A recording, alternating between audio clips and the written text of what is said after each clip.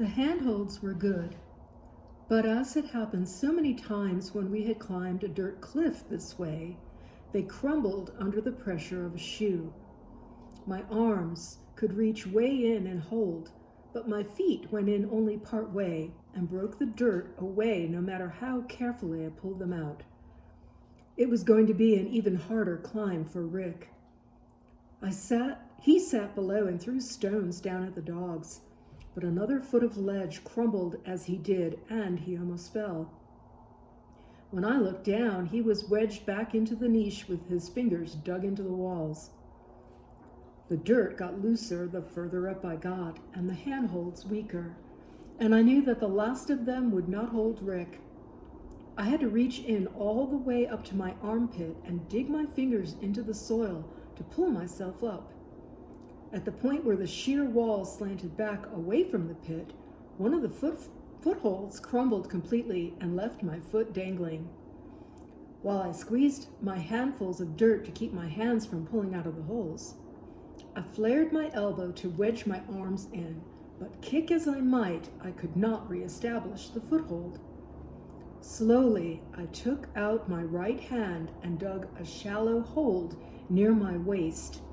I pulled my knee up and wedged it into the foothold and reached up and dug another handhold and pulled myself up. The dogs had given up trying to get out and had returned to take out their frustration by barking and leaping up at Rick. Every once in a while, one of the dogs would dig its claws into the bank as it fell back and cause more landsliding. I dug one more crumbling handhold and pulled myself up the last of the slope. At the top, I shouted down to Rick I was going back to camp for rope and clubs. The dogs were barking and running back and forth along the rear wall of the pit, and I ran along the top of the dirt piles, hoping to draw them away from Rick. About 10 of them ran alongside of the pit following me, and about 8 of those stayed at the break in the ramp, barking at it and trying to climb back out. I ran all the way to camp and back, the rope coiled over my shoulder. When I got to the edge of the pit, the dogs were all back at the rear wall. They were lying down or barking only half-heartedly at Rick. One of them was on the top of the landslide with his front feet up the wall barking. I threw the rope over the side and called to Rick to climb up, but the rope was too short and he had to come up through the crumbling handholds on the sheer face of the pit to reach it. Pushing off crumbled the last of the ledge, and Rick was left with no way to go but up. He climbed slowly. Because I was bigger, the handholds were a little too far apart for him and a little too deep, and the climbing was difficult.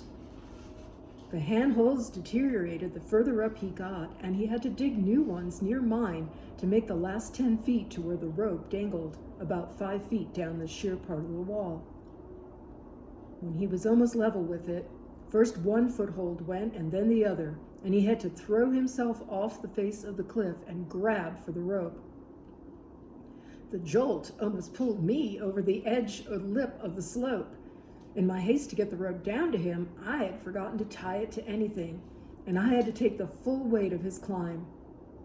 I had the rope up one arm over my shoulder and down to the other hand, and when I leaned back and dug my heels in, I could support Rick's weight.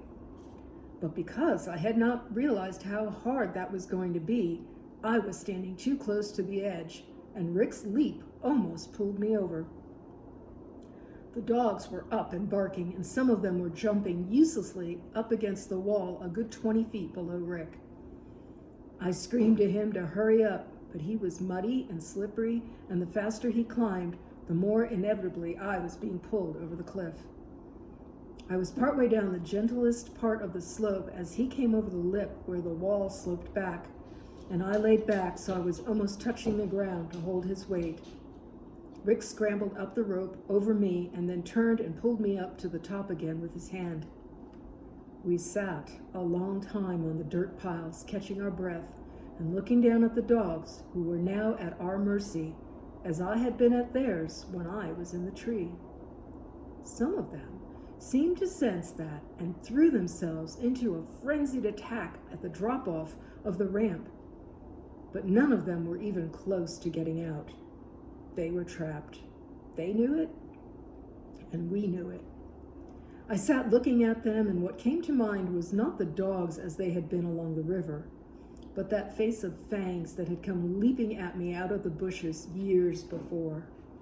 The terror had long since turned to smoldering anger, and I looked down at the dogs with hatred and rage I never let myself feel before. The dogs were now my victims, and Rick and I scoured the dump for the biggest, heaviest objects we could find. It took us more than an hour to drag the pieces of log and cinder block to the edge of the pit. The dogs milled around below, barking and growling. All the fear I had for Rick while I was running back to camp, and all the fear that came to the surface only in dreams, welled up in me, and I lifted a huge log above my head and stood looking down at the dogs. I hated them in that moment in a way I could not understand then, though I have come now to realize that hate is just fear worn inside out, and it was my fear and not my hatred that was driving me. I lifted the log and thought of how the dogs would have leapt on us if we had tumbled down amongst them. I thought of those fangs tearing at my face. I thought of what it would have been like to be lying half stunned, kicking at them only by reflex while they tore at us. I heaved the log in with all my strength. It fell in the middle of the dogs with such force that it stuck in the ground, but it did not hit any of them. I turned to pick up another. Rick stood holding neither a log nor a stone. I looked at him for a moment, and I knew what he was thinking because I had thought it myself. The dogs were trapped. They had no chance. It did not seem right to slaughter them like that. But all those times when I bent to pick something up near the side of a trail and that ghost dog leapt out snarling at my face, driving away the joy of my find in a rush of fear and trembling, urged me to throw another. I picked up a piece of cinder block and went back to the edge. Rick said nothing. I lifted it and picked a dog. There would be no random miss this time. But as I lifted the cinder block, the dog looked up at me and his head was cocked, and the anger drained out of me. He looked not like a wild dog, but like my own dog. I let the cinder block drop and turned away. I looked at Rick. He shrugged. Grandfather says they're the guardians, he said. It was true. If it had not been for the dogs, there would have been campers everywhere we turned, filling our forest with beer cans, slaughtering the trees, butchering the animals. When I looked back down at the dogs, I saw them in a new way, not as enemies, but as adversaries, doing their job in the pattern of things, opposing us with no more malice than an owl has for a rabbit. And there was no killing them after that. But there was no leaving them there either. I suppose we have to get them out, I said. Rick was already carrying 2 cinder blocks towards the ramp. We threw the logs and rocks and cinder blocks down into a pile at the base of the drop-off, but it still left the dogs too far down to scramble out. It was hot, sweaty work, and Rick went back to bring some more food while I scoured the camp dump for some other way to get them out. We sat on the dirt pile and ate our lunch. Rick tossed a piece of his sandwich down amongst them, and before long the whole pack was milling around under us, wagging their tails and barking for food. I believe that was the first time I realized how really hungry some of them were. A few, the ones who had come to beg first, were still on the border of well-fed, but the others were lean almost to scrawniness. We threw them the rest of our lunch and went back to camp for more. The longer we fed them, the more they looked like ordinary dogs, and the more we felt sorry for their being trapped in there. We spent the next hour looking for something they could run out on, and finally we found an old refrigerator that we thought would do the trick. We pushed and slid and hauled it until we had it right at the edge of the drop-off of the ramp. The dogs charged up the ramp towards us, and suddenly they didn't look as cute as they had before. They looked like creatures that lived harsh lives under impossible rules of survival and had been changed by the way that it could not be reversed by a few crumbs. And when they began to bark, they were no longer my dog or Rick's. They were the guardians, and any four of them would have been more than a match for us, even armed. "You know what's going to happen if we push this thing in," I said to Rick. He looked at the dogs as if he were seeing them in a new way too, and he said, "Yeah, we're going to be standing around in the middle of 15 wild dogs who didn't have enough lunch." Rick went back over and got the rope, and I pounded a stake in the ground. We tied the rope to the refrigerator and lowered it so that it teetered over the lip of the drop-off. Then we built a teepee of sticks under the rope, and Rick went back to camp and got one of our candles. We lit the candle and put it in the middle of the tinder and ran. 15 minutes later, we were still waiting for the fire to flare up and burn through the rope. There was a little puff of smoke as the flame hit the tinder, and then nothing. The rope still held. We drew straws to see who would go by plucking grass. I never had the knack for it, and mine broke off about an inch beyond my fingers, whilst Rick snapped his own at the base. I took the machete and walked back across the dump. All the way back, I tried to convince myself that maybe the refrigerator wouldn't work at all, or that maybe it would take them a while to figure it out. But when I cut that rope, I knew they would be up and over the lip of that ramp before I went 10 steps, and I was right. I slashed the rope and ran faster than I should have been able to towards the trees. I could hear the barking closer and closer, but I knew if I looked back, I would stumble, and that would be it. The dogs sounded as if they were right on top of me when I noticed that they were running along with me. I thought at first that they were either toying with me or trying to surround me on the run to force me to stop. I was so surprised that they hadn't attacked me that I stopped running and drew the machete. But the dogs stopped when I stopped and pranced around, wagging their tails. I couldn't believe it. They trotted around like nice house dogs. After Rick came out of the trees, they came back to camp with us, and we gave them some more food. They sprawled around or played, and one or two came over to be petted. When we went to sleep, they lay down around our campfire and went to sleep with us. But when we woke up, they were gone, and the camp seemed empty, as if they had never been there. It seemed to us that they were truly spirit dogs and had vanished with the sun. But whether they were live dogs or not, they were certainly not ordinary dogs, and to us, they were very good medicine. About a year later, Rick and I were crossing a field, and we saw a pack of dogs come in on the shortest side of it. They were a lot closer to us than to the camper who was repacking his car along the road. They came running towards us, disappearing and reappearing in the grass as they ran. Their barking and snarling had a tone to it I had heard too often before. It was the cry of a pack of dogs that has found something it thinks it can kill with ease. There is a certain pitch to it that terrifies hunters when they hear it in the woods, and it differs from all other cries a pack of dogs can make. When I spent the summer studying the alpha pack, the largest wild dog pack in the Pine Barrens, I learned to tell from the tone of their cry what kind of game they were on and to what risk of death or injury.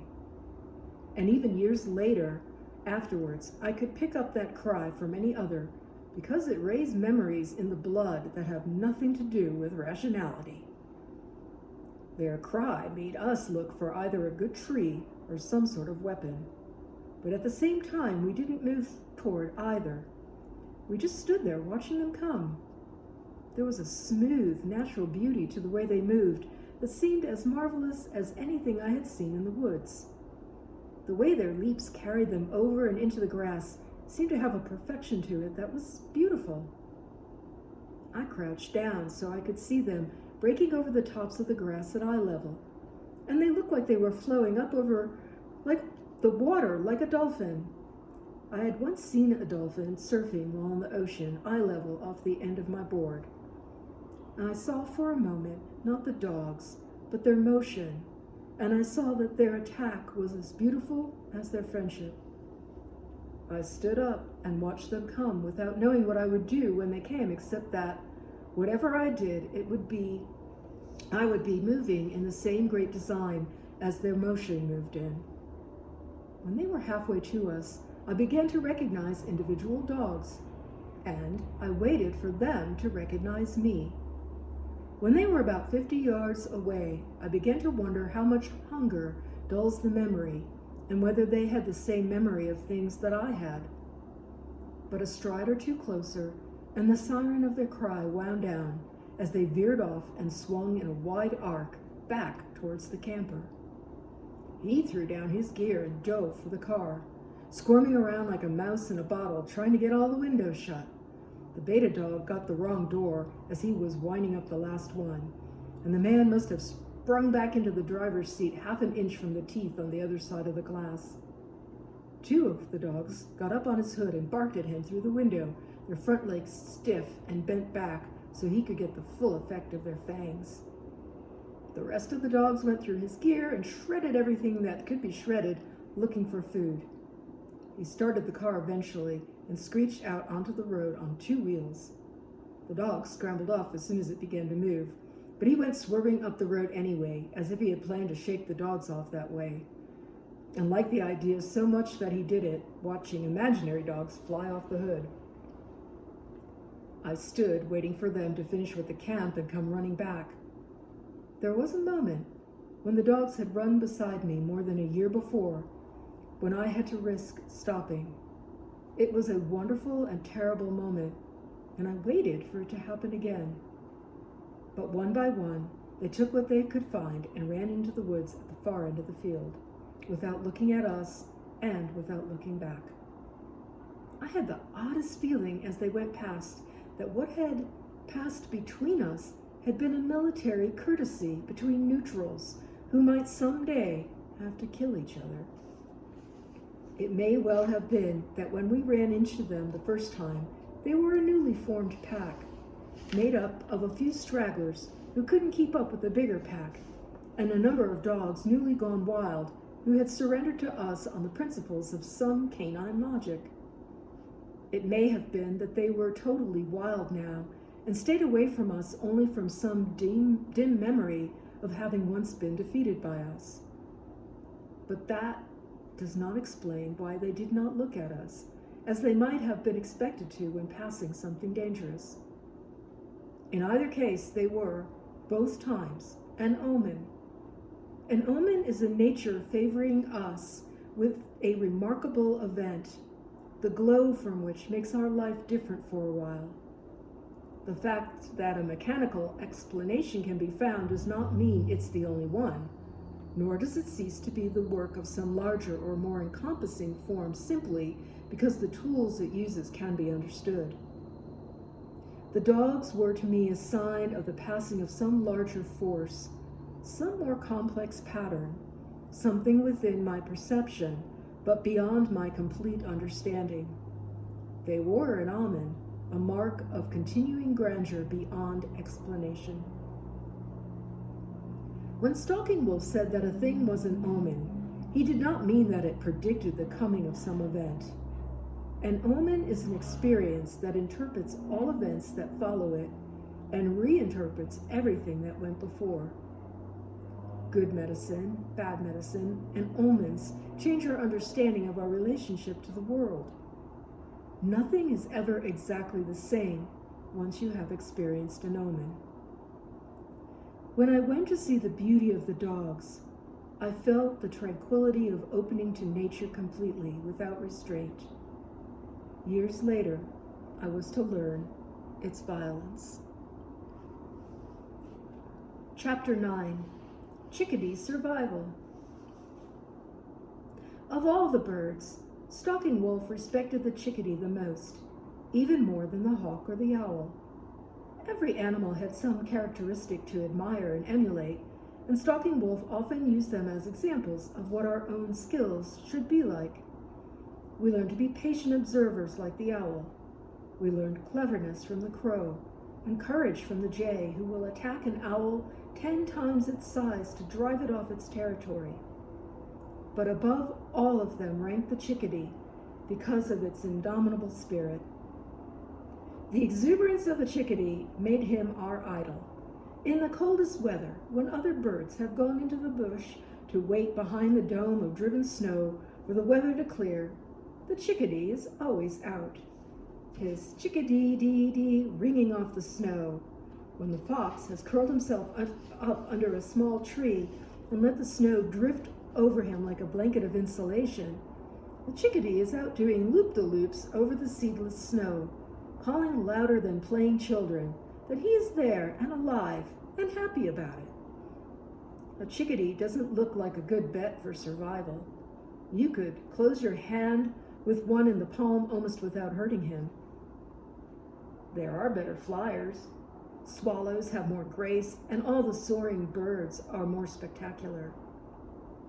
But nobody flies with more reckless abandon than a chickadee, and nobody flies with more delight. The chickadee lives by joyous faith in living. Whenever everything else curls up and prepares to wait or die, the chickadee is out in the middle of it. I have heard them even in the middle of a blizzard, chirping with that dancing tone over and over into the cold air, as if it thinks that hiding from a storm is the craziest form of self-denial. His voice comes out of a cold silence like the last voice in the world, singing that everything which has gone under the snow is neither lost nor dead, and that life survives beautifully somewhere else and will return. There is joy in its song that says that everybody who is hiding from the storm is missing the best part. Rick and I thought so too. We love storms. We used to sit out on the beach and watch them from down on the coast, rolling back over the land after they had passed once to the southwest. The storms were different with each season. Winter lightning was different from summer lightning. Even the color of the clouds was different. Ice went to the top of the sky in summer, but it hung low in the heavy march of snow clouds in January and February, turning the sunsets pink and purple. The wind moved in a different way from season to season and brought the storms in at different angles. When we saw a square cliff of clouds dragging its own darkness behind it, we settled down with the animals and started tucking ourselves into the woods to watch the storm come in. Even during the worst of it, except for being wet and sometimes cold, we were happier than we could have been at home, inside a house built to keep everything out. We were never afraid of storms. They changed the world and made everything we had seen into something else. A windstorm and a nor'easter changed the pattern of the branches, made alterations in the canopy. The snowstorm rounded everything into subtle curves, freezing in time the motion of each tree, each branch.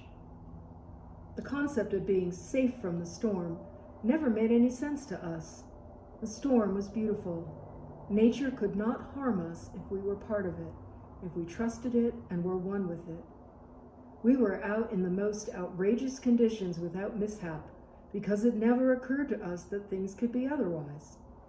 Animals, with far fewer resources than we had, managed to live through storms. We saw no reason why we shouldn't. With Stalking Wolf's help, we were as adapted to the cold as the animals, and we had learned to survive without difficulty.